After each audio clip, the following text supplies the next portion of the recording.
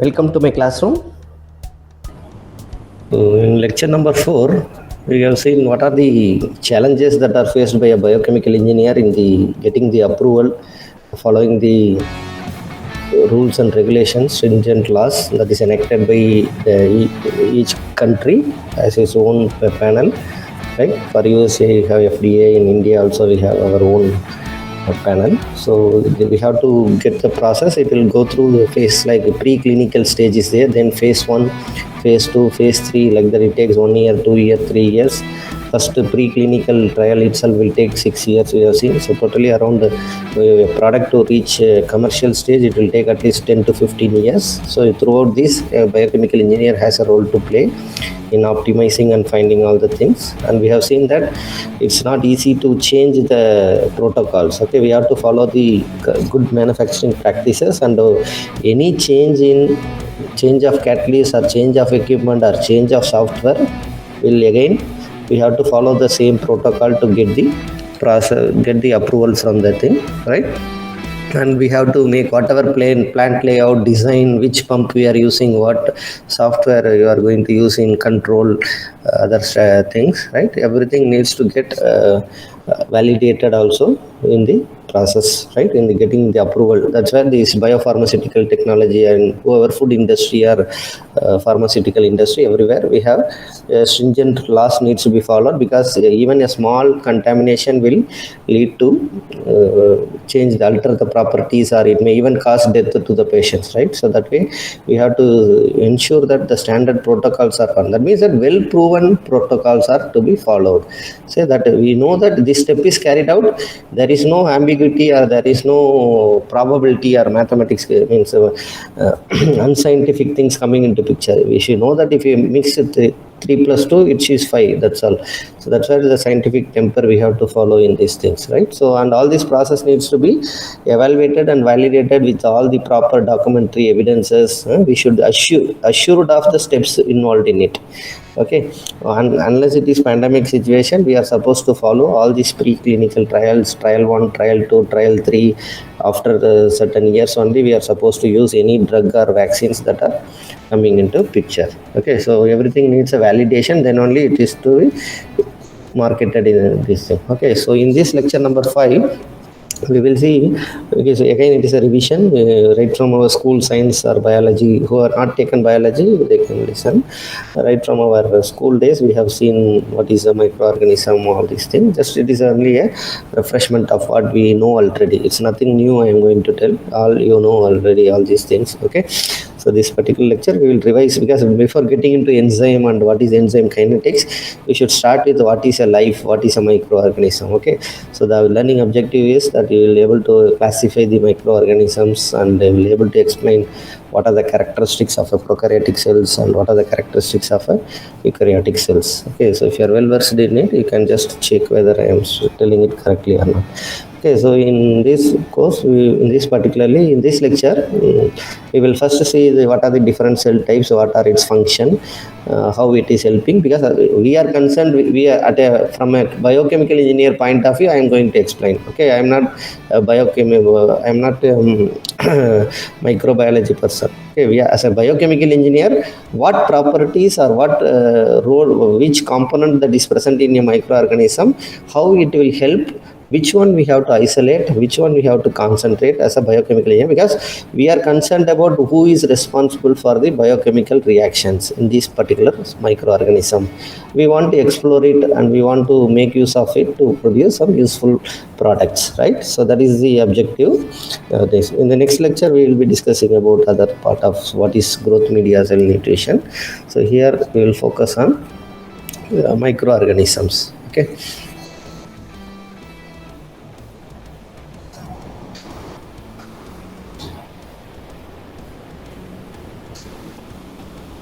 See, we know that what is microorganism? It is a small living creatures, right? So it's a small living creature.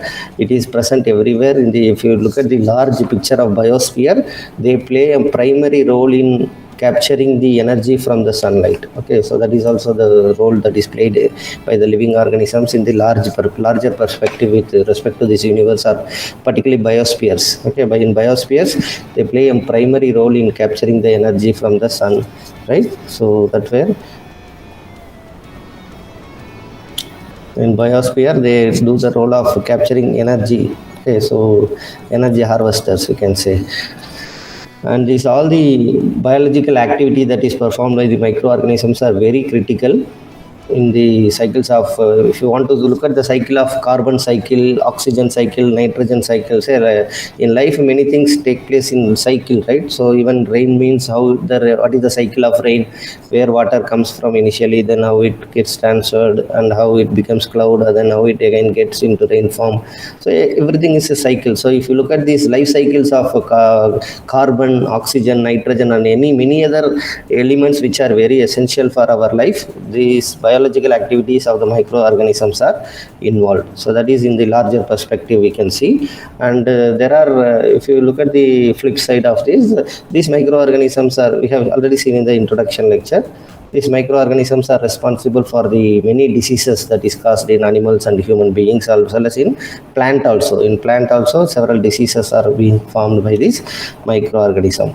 But what we are looking at is how this mankind has very well we have been using it for making these microorganism for useful purposes. Okay, so that's why this we are concerned about mankind's use of these microorganisms for converting some raw materials into useful products. Okay, even food items. Okay, and because we know these microorganisms are versatile it's a versatile biocatalyst, and they have served our mankind not just once became BTech biochemical engineering came into picture. Okay, so we have seen that several examples of in how this even million years back, how people have used these microorganisms to produce some useful products, right? Food items particularly.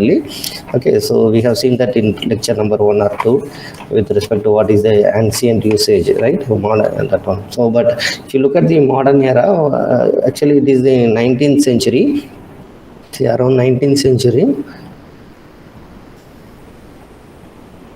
So this Louis Pasteur and Tyndall, so they are the people who identified that because earlier people blindly used these microorganisms, but they didn't know that this is the role of the microorganism which is responsible, or this is a component present in the microorganism which is responsible for producing a particular product. Okay, so these people, Pasteur and Tyndall, only with their research, the invention, because all thing comes with the invention of new equipments, right? With the invention of CCTV, with the invention of slow motion cameras, with invention of cameras and all the TV, everything, only we are able to get more evidences, right? Whatever is happening, we are able to record and observe. So that way, with the new inventions only, there were improvement. Okay, so with the invention of these small microscopes, they were able to observe all these things, small size microorganisms. So they identified these microorganisms are playing a major critical role before this fermentation is taking place. Something is changing in this microorganism which is facilitating the fermentation reaction. We'll see what is fermentation in detail later.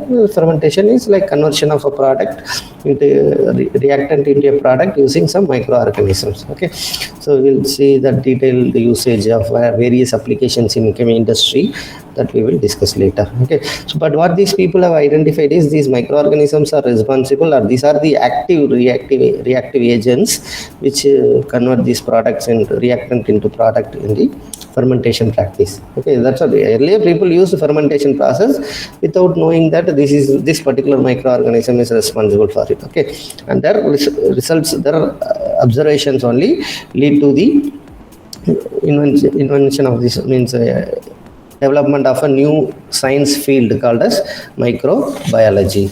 Okay, so not only that, parallelly there are some complementary developments were taking place, right? When equipment has come newly, the people make use of it to study their own field, right? So that way, whatever development that is taking place in biochemistry, in understanding the kinetics, okay, enzyme kinetics, all that, and similarly what is taking place in this microbiology also, we are able to identify daily. We are adding some new microorganisms by identifying, labeling it, and isolating it, and finding what is its application. All that research is being done every day. We are adding new microorganisms to our repository or in the literature. Okay, so the another thing is genetics recombinant DNA technology. They are able to manipulate this DNA and get what is the desired product. You can get seedless grapes, seedless products also you can produce with respect to plant and seeds, and even in we are able to do cloning, all that. So with all these developments that is taking place, in addition with this chemical engineering, we have seen in the last lecture itself that these all lead to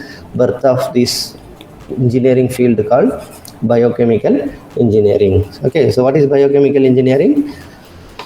So this is the engineering of the processes using the catalyst, feedstocks, and or any sorbents of biological origin. If you make use of any biological resources like microorganisms, particularly several microorganism types like bacteria, yeast, or you can say enzymes,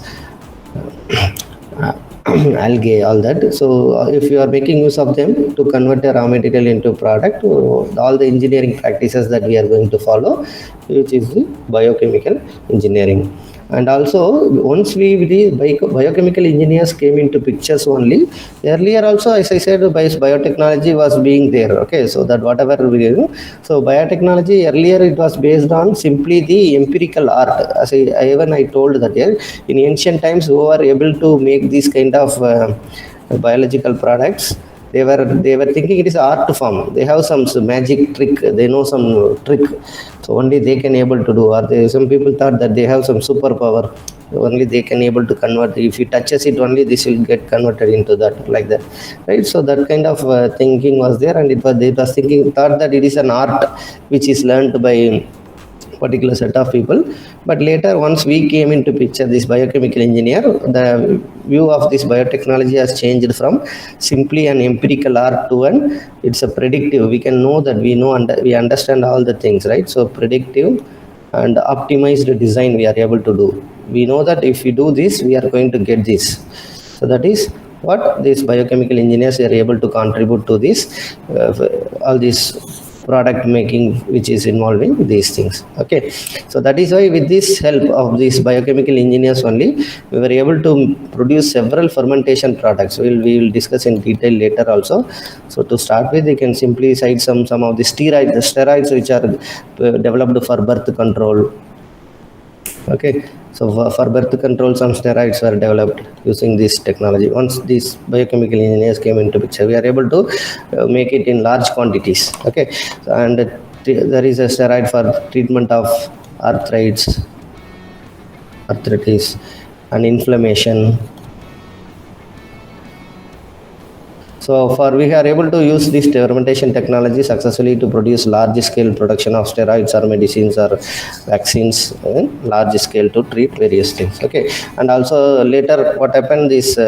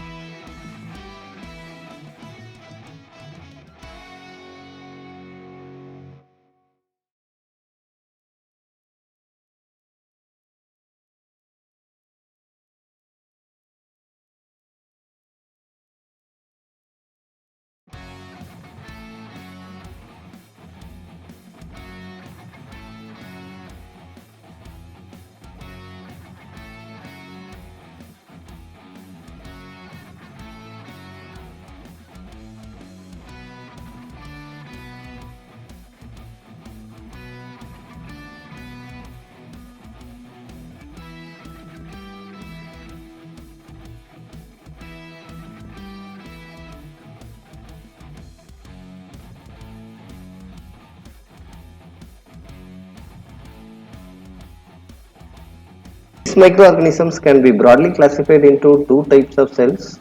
One is prokaryotic cell and eukaryotic cells. Let's watch a video to introduce them. All living organisms are made up of cells. There are many different type of cells in our bodies. Say for example, including bone cells, cartilage cells, blood cells, muscle cells and nerve cells. And these cells can be broadly classified into two groups. One is prokaryotic and another one is eukaryotic cells. Okay, there are number of differences exist between these eukaryotic and prokaryotic cells. And with respect to these eukaryotic cells, double membrane bound nucleus which contains the cell's DNA is the major difference. Okay, that means that eukaryotic cells will have it will contain nucleus which is double bounded by membranes. Okay, and within this nucleus only with the DNAs, the information that is required to maintain the organism, to reproduce the organisms, all that contained. When it is producing some offspring, this DNA content is passed on from the parent to the offspring. Okay, and another thing with respect to prokaryotic cells, they don't contain any nucleus. That is the difference between these prokaryotic cells and eukaryotic cells. They contain only nucleides, so which is the central open part, everything inside the cell. Okay, so that is the nucleide with respect to these prokaryotic cells in which the DNA is found. Okay, so these eukaryotic cells contains larger, complex and membrane bound organelles. Okay, so that such thing is not present in the prokaryotic cells. So eukaryotes contain other large, complex and membrane bound organelles which is not found in the prokaryotic cells. This may include mitochondria, endoplasmic reticulum. Next to this ER, we will find one Golgi complex, which is a membrane bound organelle found in these eukaryotic cells, which is made up of series of flattened stacked pouches called cisternae. Okay, in place of plant cells, another thing one is there, that is chloroplasts. Okay, so these organisms with these eukaryotic cells are called as eukaryotes, and these eukaryotes include all the animals, plants, protozoa and fungi. Okay, so these organisms with these prokaryotic cells are bacteria, blue-green algae, so they constitute these prokaryotic cells. Okay, so remember, for millions of years only prokaryotes were existing in this earth, and with this process of evolution only these eukaryotic cells came into existence. Okay, so that way these eukaryotic cells are the result of the process of evolution. Okay, so there is another difference between these eukaryotic cells and prokaryotic cells is their size. Eukaryotic cells are generally 10 to 100 micrometers in size, whereas prokaryotic cells are smaller, that is 1 to 10 micrometers in size. And these eukaryotic cells are mostly, not if not all, most of these eukaryotic cells are multicellular organisms. They are multicellular organisms, whereas prokaryotes are always only unicellular organisms or single cell organisms. Okay, so examples for eukaryotic cells, unicellular, that is prokaryotic cells, are amoeba, paramecium, which is found in the ponds. It will be slipper shaped thing. Okay, so then we have these bacteria, protozoas and yeast. Importantly, that industrially yeast is important. So yeast is one of the example for unicellular organisms. And the structure of the DNA in eukaryotic cell is different from the structure of the DNA in prokaryotic cells. Okay, so the nucleus of eukaryotic cells are DNA and highly bound and organized chromosomes, whereas prokaryotic cells contains just a single loop of stable DNA stored in the nucleide. And remember, nucleide is not a structure. This is the area within the, this is just the vast area within the cell wall where the DNA is found. Okay, so and with respect to comparison, if you say another one is both eukaryotic cells and prokaryotic cells contain ribosomes, but the size is different in both. Okay, so for example, the size of these ribosomes are bigger in eukaryotic cells, whereas in prokaryotic cells they are smaller in size, and these in prokaryotic cells these ribosomes are bound by the membranes. Okay, and with respect to reproduction, these eukaryotic cells mostly reproduce sexually. The offspring have genetic material, there is a combination of the parent genome. Whereas in prokaryotics, they reproduce asexually. There is the clone of parents by binary fission, other thing are taking place. Okay. And if you ask me, with respect to prokaryotic cells, they have larger surface area to volume ratio, which results in higher metabolism rate. The multiplication time is required is less. Okay, but that means it will quickly reproduce. That's why it is a growth rate, increased growth rate, and shorter generation time is needed for this type of prokaryotic cells. Whereas and next, for eukaryotic and prokaryotic cells, they are quite different in their structure and processes. Okay, they do have some similarities. For example, both of them have ribosomes is present in both prokaryotic cells and eukaryotic cells, and the membranes are there in both. The membranes is the one which provides the barrier, which will selectively allow certain materials to enter or leave this cell. Okay, and they have DNA as the basis for the genes. Okay, DNA is the basis for the genes, and this genetic material only regulates the self functioning operation of it. The control, it controls the coded information, it contains the. So DNA is the basis for the genes. This genetic material only regulates the self function. It contains the coded information. It is passed on to the offspring during reproduction. Okay, so both contain cytoplasm. In eukaryotic cell, cytoplasm is defined as the everything within the cell outside the nucleus is called as cytoplasm. Whereas in prokaryotic cell, the cytoplasm refers to everything inside the cell membrane. They all are called cytoplasm. Another important component present in the cells is the gel type of cytocell. This is the major part of the cytoplasm in both prokaryotic cells as well as in the eukaryotic cells. This solution is the decider for many of the cell metabolic processes and our biochemical reactions, okay, such as synthesis of proteins. See, these microorganisms can be classified into prokaryotic cells and eukaryotic cells. The basic difference between prokaryotic cells and eukaryotic cells is the nucleus that is present in eukaryotic cells are encompassed, or they are covered with a membrane. Okay, they are covered with a porous membrane, whereas in case of prokaryotic cell, they do not contain a membrane enclosed nucleus. That means you cannot have a clear cut picture of what is nucleus. So that nucleus is not covered with a membrane. Okay, so they don't contain, and this is with respect to, always we compare and state, right? So with respect to prokaryotic cell in comparison to eukaryotic cell, they are relatively small in size and they are very simple cells. Okay, they don't have multiple or many components or many parts present in it. Okay, and they can exist alone, and they are not associated with other cells. They are in singular cells or isolated state. They are found usually in isolated state, and if they are usually found in the shapes, several shapes are there. It can be found in spherical shapes, or it can be found in rod like shapes, like this. Okay, so or sometimes they may be found in spiral shape, and typically a prokaryotic cell will have a size of 0.5 to 3 micrometers. So that will be the typical size of diameter of these prokaryotic cells. Okay, and if you look at the volume of the prokaryotic cell, it is around 10 power minus 12 ml per cell in each cell. The volume of prokaryotic present will be 10 power minus 12 ml, and it contains mostly 80 to 50 to 80% of water in the cell. Okay, and if you look at the what is the mass of the single prokaryotic cell, it is you can see 10 power minus 12 grams. So that is the mass of a single prokaryotic cell. Okay, so it's even less than the nanograms. Okay, now what are the properties of these prokaryotic cells? What is the property? Mainly these prokaryotic cells they are isolated, right, and most flexible type. These prokaryotic cells are even more flexible in nature, and it means that different wide range of option is there. It can grow. It's like some people who are more flexible.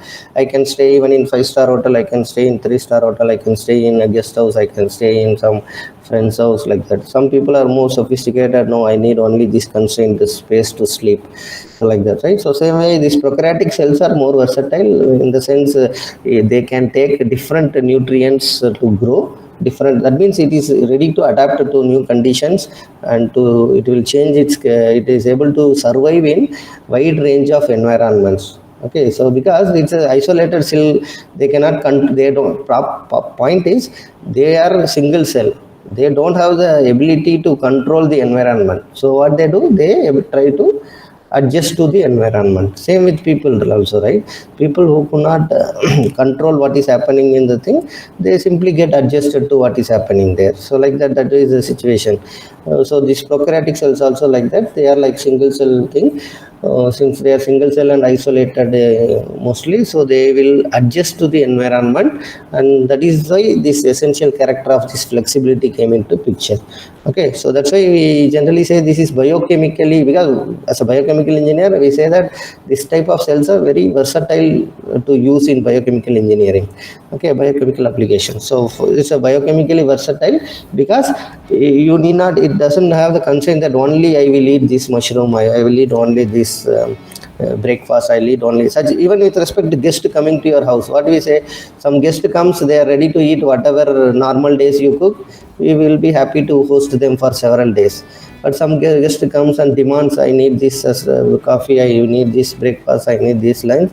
People also get what you call fed up with that, and will try, okay, when this guest will leave, right? So that is the difference between this prokaryotic cell and eukaryotic cell. This prokaryotic cell is it can take wide variety of nutrient. That means it can adapt to this wide range of this environment, right? And the main property is, that's why its ability to multiply. Remember, microorganism will multiply or grow, right? So they will double in size or mass or in number in just around 20 minutes itself. This get doubled. Okay, doubling time of microorganism. If you look at prokaryotic cells, as they adapt to the environment quickly, they are able to get multiplied easily. Okay, so that also important thing. So they have doubling time, you can say. They grow rapidly. So growth in comparison to eukaryotic cell is it grow rapidly. It gets doubled within 20 minutes. They get doubled. Okay. And they have, if there are, that's where it coming into picture, they are capable of selecting the best nutrient from whatever is available among the environment. Okay, so if you introduce this microorganism prokaryotic cells, they have the ability to choose. They identify different nutrient are there, they think and they decide that, okay, among these nutrient I will stick and sit here and do multiply. So that way they have the ability to pick the best nutrient that is available around it. Among 4-5 options, it will choose its ability to pick that one is its characteristic. Okay, so that's why it is able to adapt quickly when there are different type of things. With that, how I will able to develop myself, that thing is done by this thing. Okay, so in general they contain a cell wall. The cell wall is around 200 Armstrong thick. Okay, so 200 Armstrong, we know that how Armstrong is related to nanometer. One of you, how much Armstrong is 1 nanometer?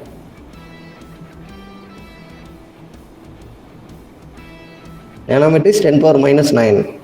Armstrong is 10 power minus 10, right? So this is around 20 nanometers. Am I right?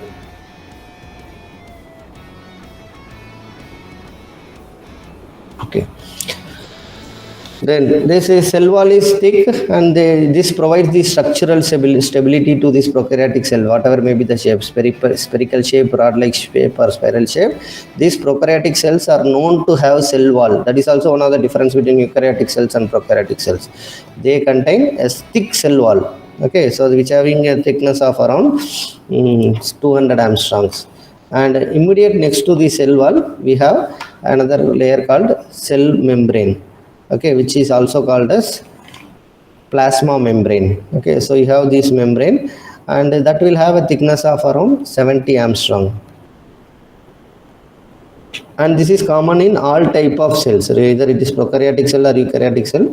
We will be having this plasma membrane or cytoplasmic membrane will be present. Okay, and what is the role of the cytoplasmic membrane is it's like a security. So what security at our gate does, they will check the ID card and they will decide whether we should permit this fellow into the campus or not.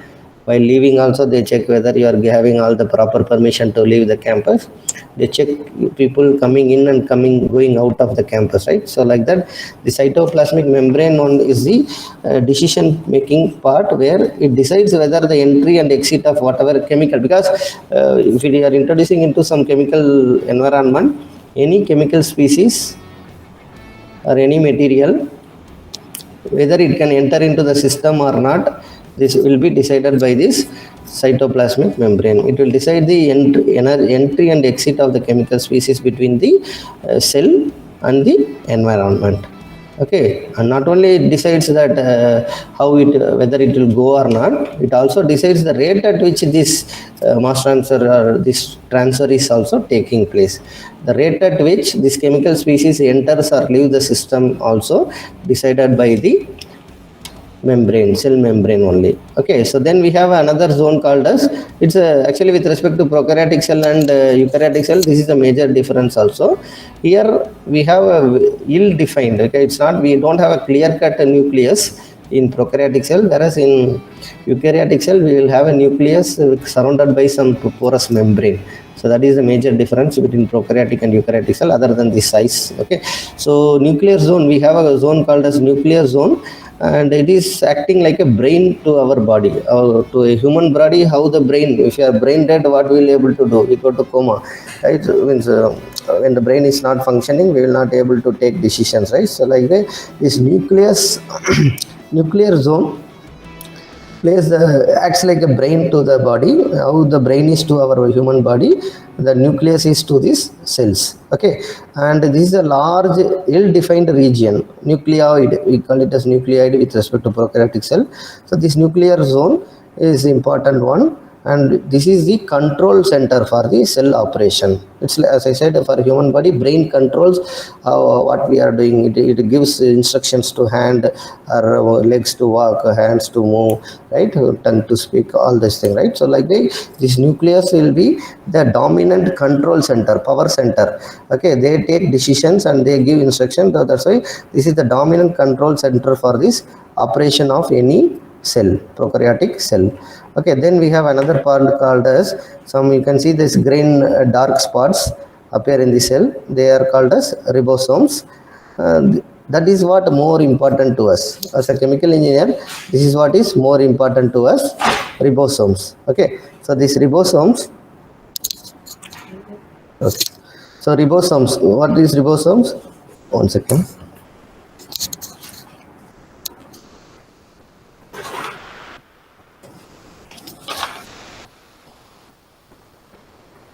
Okay, sorry. What are the ribosomes? So they are the dark spots, these gray dark spots that we are seeing here. So this is gray dark. Okay. So these gray dark spots are called as ribosomes. And what I was telling that this is very important with respect to biochemical engineering. Okay, because that is where these are the sites, chemical reaction sites. Like in a adsorbent, what is it is the active site is there where adsorption of the molecule takes place, right? Similar to this is the ribosomes is the place where we have biochemical reactions taking place.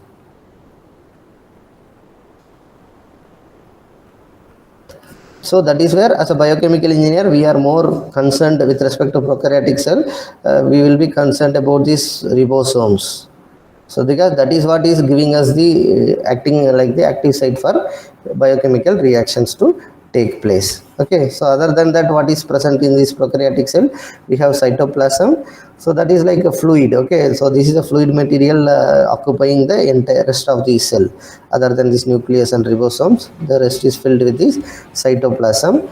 And if you look at the prokaryotic cell classification, see, I am leaving individual details of all these things to students to learn. because you might have already known it, or you should learn it yourself.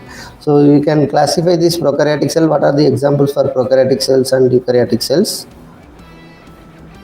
Bacteria comes under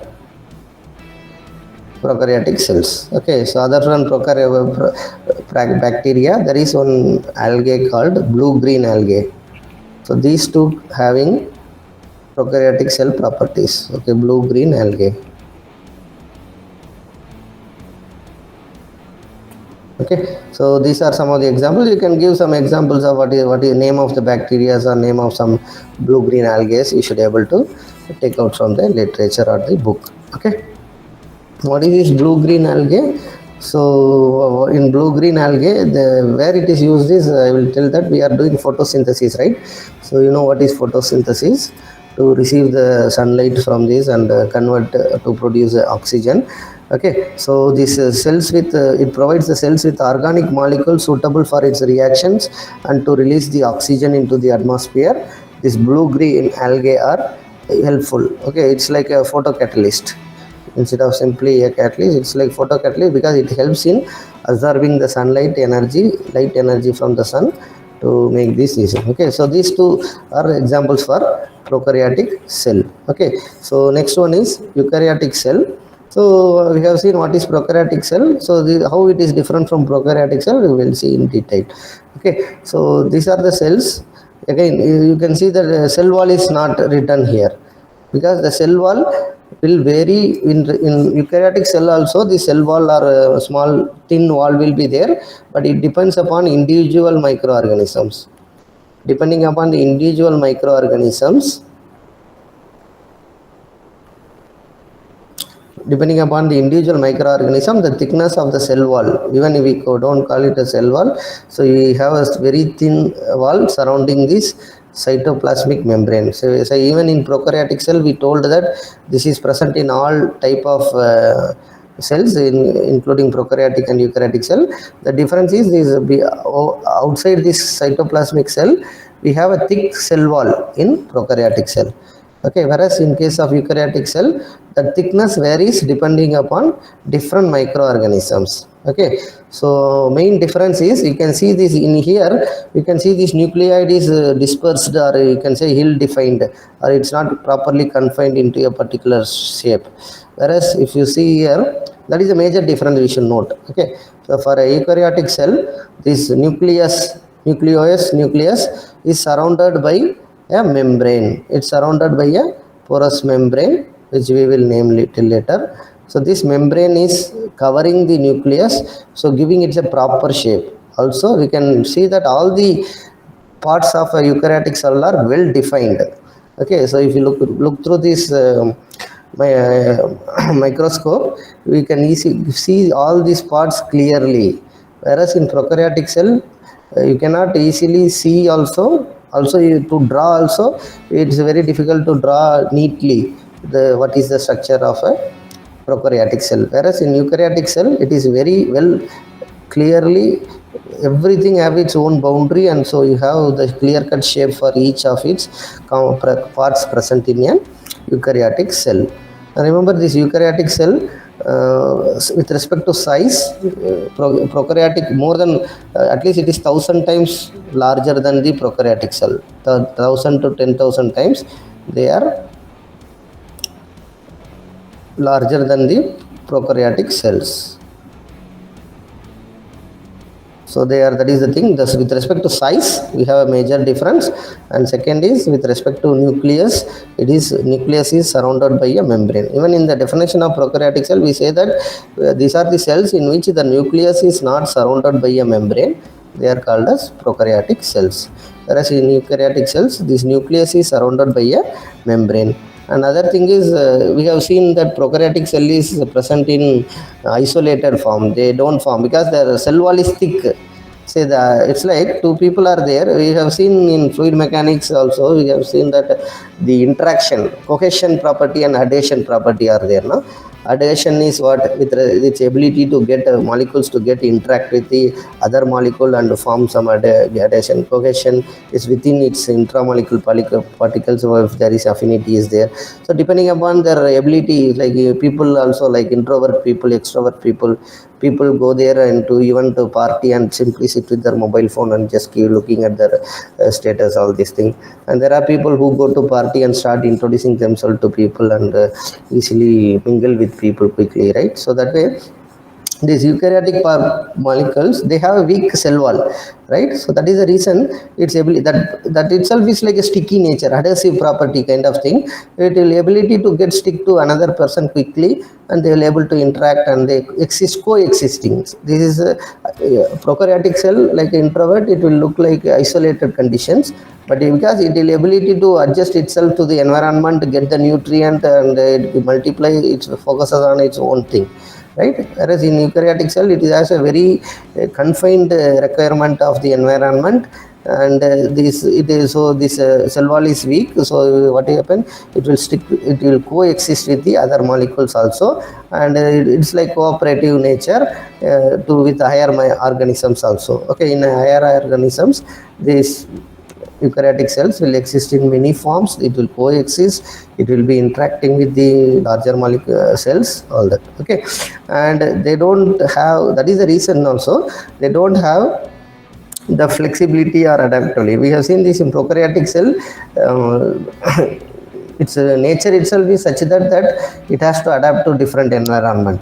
Okay, but whereas it doesn't need this flexibility and adaptability, which is essential for the prokaryotic cell. Okay, so that's why it needs a particular nutrient condition, when it will only grow in that conditions. Okay, and you can easily see that each structure is well defined, and it's more complex also, right? We are here in prokaryotic cells, we had simple parts, whereas you can see there are many parts present in this eukaryotic cell. Remember, within day by day, people identify new parts present in it in other things, because simply right now we focus on major parts and others we put it under other category.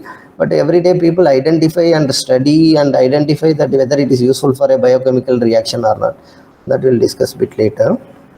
Remember, this cell is surrounded by plasma membrane, and this this outermost may be, as I said again, may be a cell wall depending upon the individual molecule. Okay, and if you, for example, with respect to, we have cell means we always read in school, animal cell, plant cell, right? Tell me, animal cell will have thick cell wall or thin cell wall? So instead of selling cell wall, they call it a cell coating. So cell wall is thick for plant cell or animal cell comparatively? One of you? I repeat, animal cells will have a thin cell wall, cell coating. True or false? Plant cell will have thick cell wall. True or false?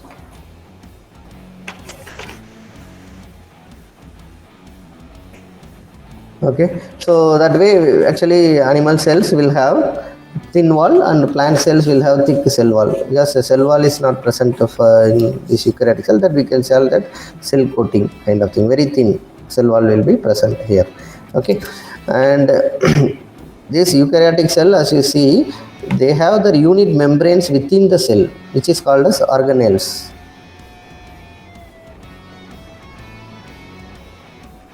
And this is of more focus to a biochemical engineer, which I will come to it later. So you have a convoluted membrane system. This is like, convoluted is very complex system, membrane system, which will be here, starting from here, you can see here. So this convoluted membrane system, it is like one which is taking us into this, like, so even to understand what is it, it's like a route. When you want to enter into the cell and see what is present, this is like our path. So this convoluted membrane system leads us from the cell membrane, from the wall outside into this cell. Okay, so the cell membrane is the cytoplasmic membrane.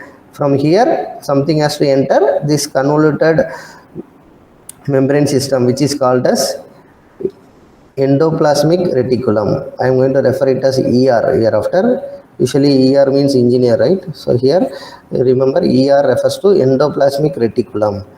So this endoplasmic reticulum is this one which we are seeing here, which will take us from the cell membrane, because somebody has reached your home, they are at main gate. The cell membrane, I told you, plasma membrane acts like a security guard, deciding who will enter, who will leave, and at what rate they will go. So that is the role of a cytoplasmic membrane. But once it is done, here you should have the facility to enter into the cell, right? So like by cycle or by auto, how these delivery boys come inside.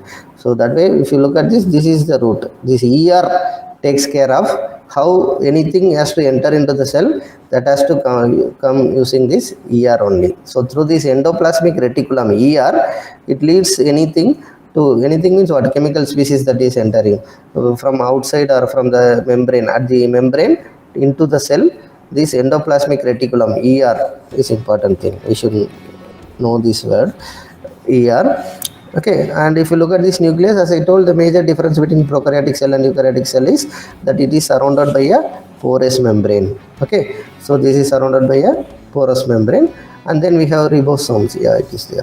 So again, ribosomes similar to prokaryotic cell, you can see that ribosomes, but they are little bit bigger in size than the prokaryotic cell. You can see in prokaryotic cells these ribosomes are smaller, whereas in prokaryotic cell, eukaryotic cells, the size is going to be little bigger, and these are embedded in the surface of the, in this case these ribosomes are embedded on the surface of this ER. Okay, so ER is, this is ER, let me say this is the one. So it is like a nanoparticle getting deposited onto the surface. So all these ribosomes are embedded on this surface of the endoplasmic reticulum ER. Okay, and these ribosomes are the, I told earlier also, we will see in detail also, these ribosomes are the biochemical reaction active sites. So that way we have more active sites available, because we have a more complex endoplasmic reticulum ER, and over which we are having these ribosomes, which is our active biochemical reaction active sites. So that is responsible for the catalytic activity. So who is responsible for catalytic activity? These ribosomes are responsible for the catalytic activity. And remember, these biochemical sites are the place where we are going to have biochemical activities. But who is controlling? We have seen earlier case also, this nucleus is the brain, like a brain of our body. Nucleus is the one who controls. So this biochemical reaction are taking place at the sites of these active sites of these ribosomes, but the catalytic activity is controlled by this nucleus. Okay, so this nucleus, because a particular reaction that is taking place, whether it should occur or not, it will decide. Like if you look at those who follow cricket, even coach will be present at the boundary. Captain or thing is, something is going on, he has to send some message to the captain. How they will send?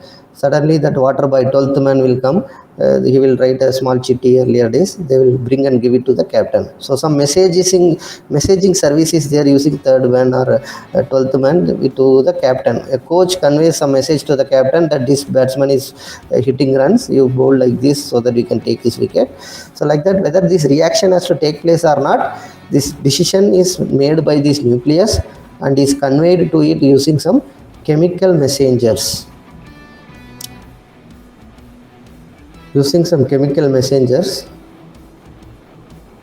Okay, this nucleus conveys to the reaction site, to these ribosomes, information comes whether that reaction to take place or not. Okay, so that these chemical messengers are manufactured within this nucleus. I hope this is being taught in school also. Okay, so they generate information, right? What they make, because they are the controllers, they take decision, they tell what you have to do. Okay, so that way this decision comes and it is communicated to these ribosomes through the chemical messengers which are being generated within the, manufactured within this nucleus. And another part is same, like mitochondria is there. What is that one? That is the powerhouse. Mitochondria. This one is the powerhouse of a cell. in the eukaryotic cell mainly. Okay, so this is the powerhouse of the cell. What does that mean? It produces power. Okay, and apart from this mitochondria, we have another one is called organelles. Okay, other things other than mitochondria, we have organelles. And what is that one? They are extremely specialized organized internal structure. Okay, so there are several organelles that are present in this eukaryotic cell. Okay, then what is this role of this mitochondria? This will be present in, this is not present in prokaryotic cell. We did not see that, right? Ribosomes was there, cytoplasm, cell wall, cytoplasmic membrane were there, but this is present in all the eukaryotic cells. And this is the, it makes use of the oxygen in the process of energy production. As I said, this is the powerhouse. We have seen control person, brain is nucleus, powerhouse or energy supply or energy producer is mitochondria, which is like make use of the oxygen that is available in the system to for the energy production, and it supplies energy. And as in the even if it is a phototrophic cell, there are some cells called eukaryotic cells which is coming under phototrophic cells, where in that case this mitochondria will make use of the sunlight to make the energy. That is for uses it, if it is phototrophic cell, it will make use of sunlight as the light as the energy of source. Okay, otherwise also this will act as the source, power source. Okay, and we have chloroplast. So what is the chloroplast? This is coming under this organelles. Chloroplast is well known organelle, and it is securing the major cell powerhouse. Okay, it will be the, it will serve as the major cell powerhouse. In addition to this, what other roles they do? You have, in addition to these energy productions, this they do another thing like this chloroplast, mitochondria. They are the sites of many other important biochemical reactions. They also act like reaction site for biochemical reactions. So that way, as a biochemical engineer, we are more concerned with these ribosomes, mitochondria and chloroplasts, because these three act like the active sites for the biochemical reactions. Okay, so other than this, there are some other organelles like Golgi complex. So what is that Golgi complex? It is like it receives the protein from the ER. What is ER? Endoplasmic reticulum. So this cell organelle, particularly this Golgi complex, that is named after the person who invented that. Okay, so that if you look at this Golgi complex, we have some of the other organelles. Why I name them is, for us it is important because these organelles will help in the biochemical reactions. Okay, we have Golgi complex, we have lysosomes, and we have vacuoles. Okay, so these three are some of the examples for organelles. If you look at this Golgi complex, it will receive the protein from the ER, and this is the cell organelle. It will help in the processing and packing of the protein. Okay, so that helps in the processing and packaging of the protein and the lipid molecules. Okay, so if you look at the another organelle, which is the lysosomes, they will degrade. So it is like waste disposal management. Lysosomes does the role of a cell, that it will be degrade the material taken up from the outside. Something has come outside from inside. Okay, so that will decide, that will help in the degradation of it. And also if some waste is produced, it will digest that also. These lysosomes are responsible to degrade the foreign material that is present, and the whatever material needs to, waste material generated within the cell, that will be digested by these lysosomes. Okay, another organelle is vacuoles. That is also like, this is like digestive system I told. This does this role like packaging and serving this protein Golgi complex. Lysosome acts like a digestive system or waste disposal system, whereas vacuoles help in the, it will be like to store, digest and excrete the water management. Okay, management of water is taken care by these vacuoles. Okay, so they help in sequestering the waste product that is produced in the animal cells, whereas in plant cells they help do the role of a water balance. Okay, so I repeat, in animal cells they do the role of sequester the waste product, sequestration, waste sequestration is taken care. Okay, and in plant cells they do the role of water balance, so their job is to store, digest the waste, and even if excess water is there, it has to expel them from the cell. So that removal of excess water from the cell also taken care of from this. These three are some of the important organelles. Because organelles are helpful to biochemical engineers, that is why I am pointing that again. Okay, and they are like they serve to isolation, and they help in the chemical reactions to produce some of the chemical compounds from the cytoplasm. Okay, and even this isolation will helps us to improve the reaction efficiency, because we have seen that, right, even the coal we are burning, ash formed on the surface of the coal is sticking to the surface. You might have read, no, remember size reduction model in chemical reaction kinetics. So the surface of the coal is surrounded by the ash, then oxygen has to diffuse through the ash. But as soon as the ash is formed, if it get discharged, removed from the surface of the coal, what happens? Easy for the oxygen to try help, right? So in such model, oxygen transfer will be easier. Okay, so that will not be the slowest step or rate determining step if you keep removing the ash formed from the surface of the ash, right? Similar to that, these organelles will help us in removing the products, right? As I said, it is digesting something. One of them is digesting the thing, one of them is sequestering the thing. So that means it is helping us to isolate or remove the product that is formed within the cell. Okay, so that helps us in downstream processing. Removal of the products is easier when with this thing being present. Okay, as I told you again, there are new discoveries of organelles, because with because they are very small in size. More sophisticated microscope is available, because in each each cell of animal cell or plant cell, you go through the microscope to identify any new organelles are present. There are several organelles are present, and in cell biology people are working towards, because as a basis of the cell biology, all living organisms are made up of cells and its products. So here we are able to identify the organelles and its function, which is very helpful to the biochemical engineers. Okay, so one of the technique that is being used to separate all these products that are formed in this fermentation or this bioreaction is cell isolation techniques. We will discuss them in detail also later. So that's one of the technique is centrifugation technique. So the centrifugation or any separation of these cell parts isolation is done using based on the size, based on the shape, and based on the density. We can make use of you can do centrifuge to separate these components that are present in the thing. Okay, so essentially, if you look at the relative size of the prokaryotic cells and eukaryotic cells, viruses and nuclear size of these things, you can see that if a prokaryotic cell size is this, means the eukaryotic cells is, we have seen at least it can vary from 1000 to 10,000 size, bigger size, and virus can be very small in size, like that. Okay,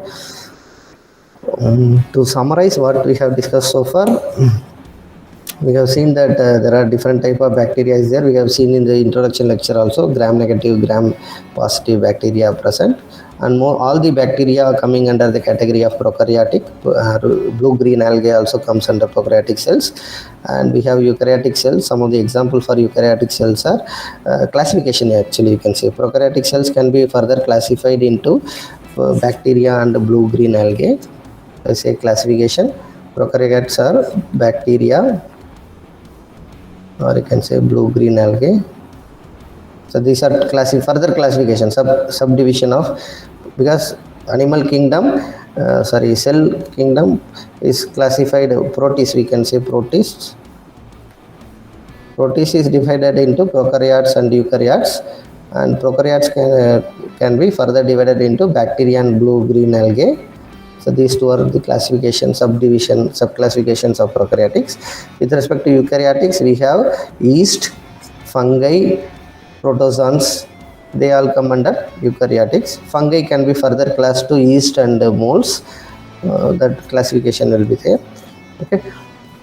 So the fundamental point that we want to tell is that if the microorganism is simple, it will ability to produce a simple product.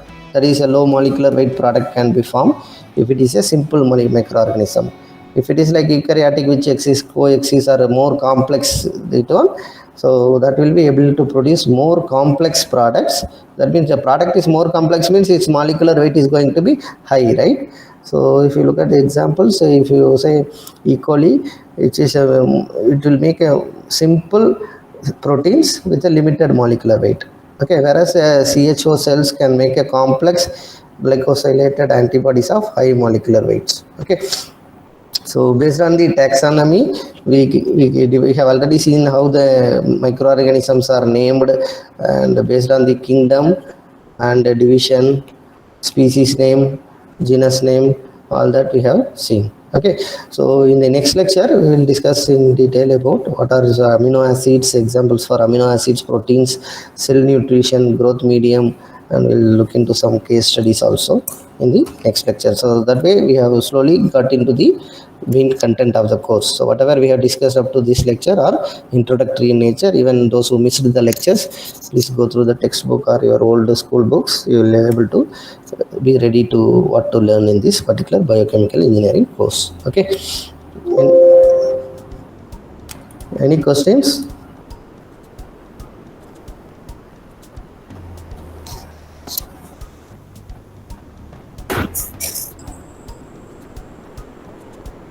I think we crossed 10 to 11. Okay.